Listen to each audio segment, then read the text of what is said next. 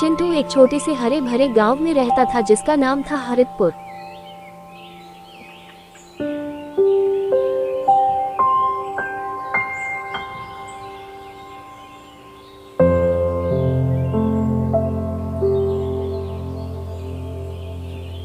वह 8 साल का एक जिज्ञासु बच्चा था। भले ही वह छोटा था, मगर उसका दिमाग बहुत तेज चलता था। उसके माता पिता किसान थे और वह अक्सर खेतों में उनकी मदद करता।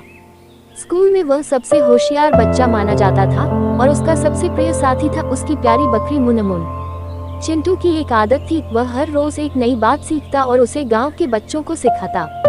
कभी वह उन्हें बताता कि पक्षियों की भाषा कैसे समझें, कभी वह पेड़ों की छाल से मौसम की भविष्यवाणी करता।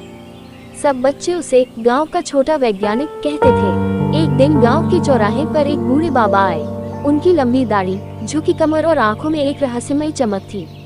उन्होंने सबको बुलाया और बोले, इस जंगल के बीचों बीच एक जादुई संदूक है जो किसी बहुत नेकदिल इंसान का इंतजार कर रहा है, लेकिन वहां तक पहुंचना बहुत मुश्किल है।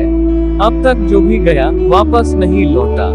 गांव के कुछ लालची लोग उसी वक्त जंगल की ओर चल दिए, मगर दिन गुजरते गए और कोई लौटकर नहीं आया। अब लोग डरने लगे थे।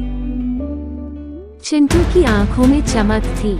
वह जानता था कि अगर रास्ता कठिन है तो चतुराई से उसे पार किया जा सकता है। उसने मुनमुन की पीठ पर एक छोटा सा झोला बांधा। उसमें जरूरी सामान रखे, कुछ खाने की चीजें, एक लकड़ी की छड़ी, एक चाकू और एक पुराना नक्शा जो उसके दादा ने कभी जंगल घूमते समय बनाया था।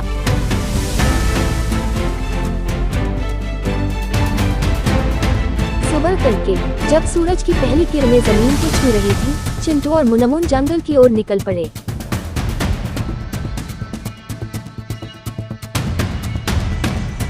जंगल का रास्ता शुरू में तो सामान्य था, लेकिन थोड़ी ही देर में अजीब अजीब घटनाएं होने लगी। पेड़ खुद ब खुद अपनी शाखाएं हिलाकर कुछ संकेत देते थे। एक जगह चिंटू ने देखा 3 रास्ते थे।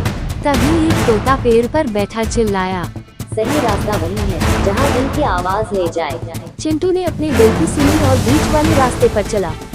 थोड़ी ही दूर जाकर उसे एक नदी मिली जिसमें कोई पुल नहीं था। किनारे पर एक मगरमच्छ बैठा था जो बोलने लगा, सच्चाई और झूठ में फर्क कैसे समझा जाता है? चिंटू ने मुस्कुराते हुए कहा, सच्चाई को समय के साथ और मजबूत किया जा सकता है, पर झूठ को 100 बार बोलने पर भी सच नहीं बनाया जा सकता। मगरमच्छ खुश हुआ और उसने नदी पर पीट करके पुल बना दिया। चिंटू और मुनमुन पार निकल गए।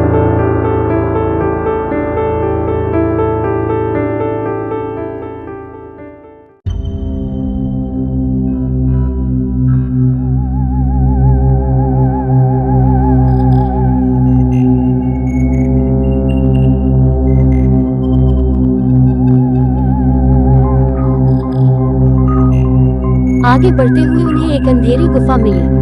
गुफा में से गरजती हुई आवाज आई, जो भीतर आएगा वो लौट कर नहीं जाएगा।